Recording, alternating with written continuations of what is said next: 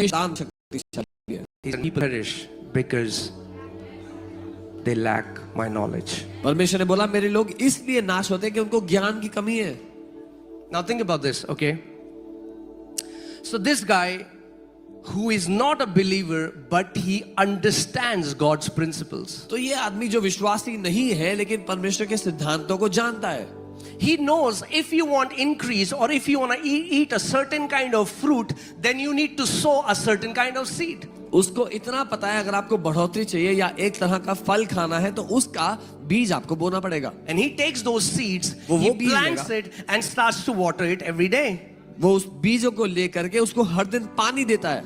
And this guy और who ये is आदमी- super religious, ये आदमी जो बहुत ज्यादा आत्मिक है, who sees Jesus 6 times in a day, जिसको दिन में 6 बार यीशु दिखाई देते हैं and angels bring his breakfast, lunch and dinner, और स्वर्गदूत उसके लिए ब्रेकफास्ट लंच और डिनर लेके आते हैं। and he says, I'm gonna pray ये कहता है मैं प्रार्थना करूंगा and I'm gonna get a fruit. और मुझे फल मिलेगा।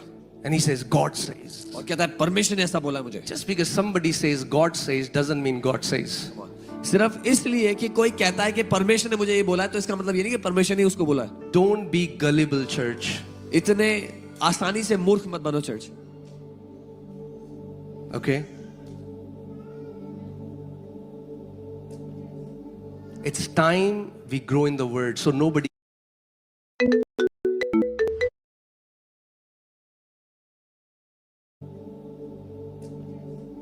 It's time we grow in the word so nobody can deceive us.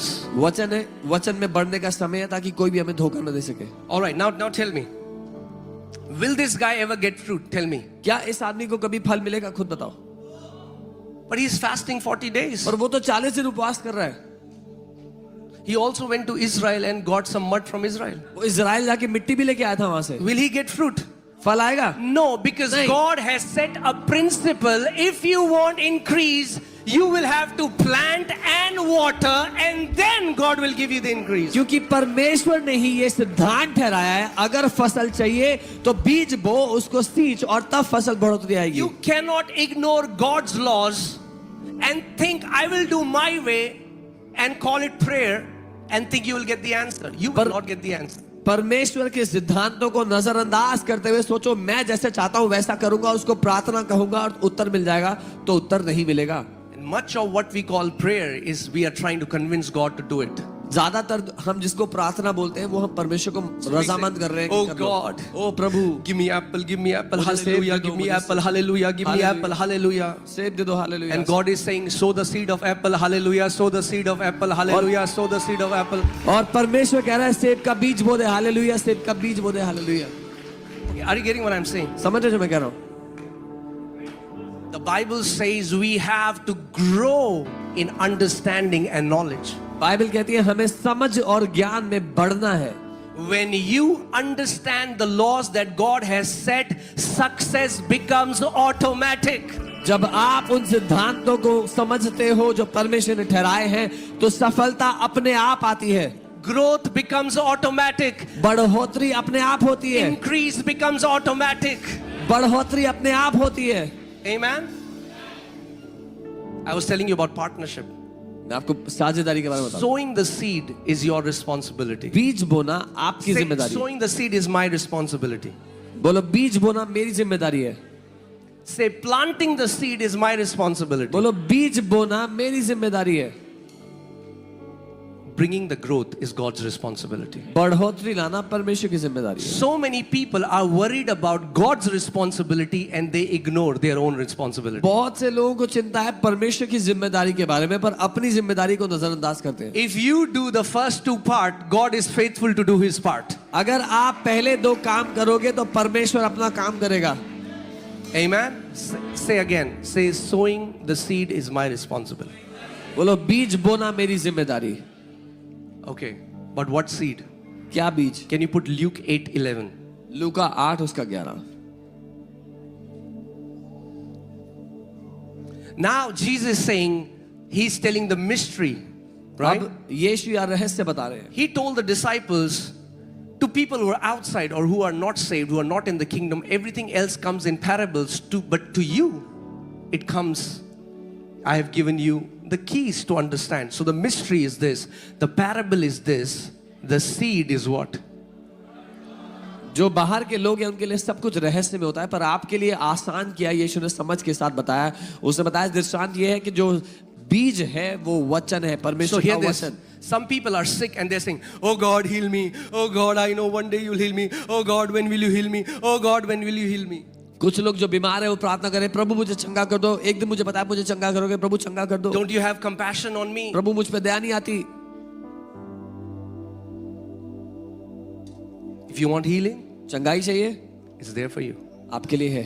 Take the seed, वो बीज को लो, put it in your heart, अपने दिल में बो दो, plant it again and again. उसको बोते रहो, सींचते रहो। If you plant God's word in your heart, अगर अपने दिल में परमेश्वर के वचन को बो दिया, and how do you water it? कैसे सींचते हो? When you confess it again and again, you are watering the seed of God's word.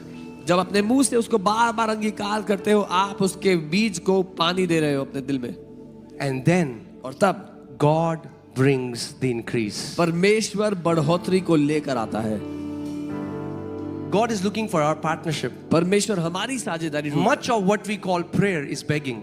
ज्यादातर जिसको हम प्रार्थना सोचते हैं वो भीख मांगना है। And God has not called us to be beggars. He has called us to become sons and daughters. परमेश्वर ने हमें भिखारी होने के लिए नहीं बुलाया, बेटे और बेटियां होने के लिए बुलाया। Amen. Can you put Hebrews 11:3? The Bible says, by faith we understand that the worlds, here the word is cosmos, not just earth, but the galaxies, the billions of galaxies and the trillions of stars were framed. Framed means God framed it, right? He carefully designed everything, but he did that through his word. Bible बताती है कि परमेश्वर, विश्वास से हम जानते हैं कि परमेश्वर ने सृष्टि की रचना यानी कि करोड़ों गैलेक्सीज की, सितारों की उसने सजाया है, उसको बनाया है अपने वचन के द्वारा। He did that through his word. अपने वचन के द्वारा उसने बनाया। His word is the creative force. उसका जो वचन है वो सृष्टि करने वाली ताकत है। The Bible you're holding in your hand is the very word through which God designed this entire cosmos. जो बाइबल आपके हाथ में है वो वही ताकत, वही वचन है जिसके द्वारा परमेश्वर ने पूरी सृष्टि बनाई। This is not a religious book. ये कोई धार्मिक किताब नहीं है। This carries the creative power. इसमें रचना करने की ताकत है। You know, if we look at it as a religious book, अगर एक धार्मिक किताब की तरह देखोगे इसको, then we will only check the box. तो हम केवल रूटीन के लिए करेंगे। 10 chapters 10 today. चैप्टर आज पढ़ लिया मैंने, टिक कर दिया। 10 chapters 10 चैप्टर पढ़ लिया आज। It's not about that. पर बात ये नहीं है। You take the seed of God's word. परमेश्वर के वचन का बीज लो। Now let me add. If I take a seed, अगर मैं एक बीज लेता हूँ, will it produce fruit? क्या वो फल लाएगा? Come on. For the seed to bring fruit, it has to enter the soil. बीज को फल लाने के लिए उसको मिट्टी में जाना होगा पहले। Let me ask you this question. एक सवाल करता हूँ आपसे। If you read 10 chapters a day, अगर 10 चैप्टर पढ़ोगे रोज, does it enter your heart? आपके दिल में उतर रहा है वो? If it doesn't enter your heart, अगर आपके दिल में नहीं उतर रहा, it was a religious discipline. तो एक धार्मिक अनुशासन था। The Bible says, the entrance of your word produces light. Bible कहती है तेरे वचन का प्रवेश प्रकाश लेकर आता है। For God's word to produce and create things in our life, it has to enter our heart. परमेश्वर का वचन हमारी जिंदगी में कुछ बनाए, कुछ सृष्टि करे, उसके लिए उसको हमारे दिल में जाना होगा पहले। Amen. आमीन।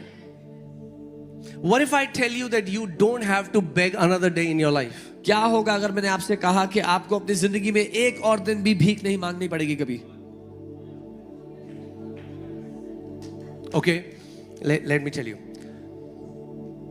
People who beg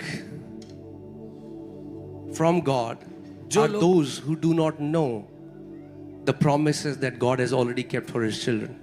जो लोग परमेश्वर से भीख मांगते हैं वो हैं जो उन वायदों को नहीं जानते जो परमेश्वर ने हमारे लिए पहले से रखे हुए हैं। Can you put 1 Peter 1:3? पहला पत्रस 1:3, and then we'll see 3, 4, 5. I want to show you something, okay?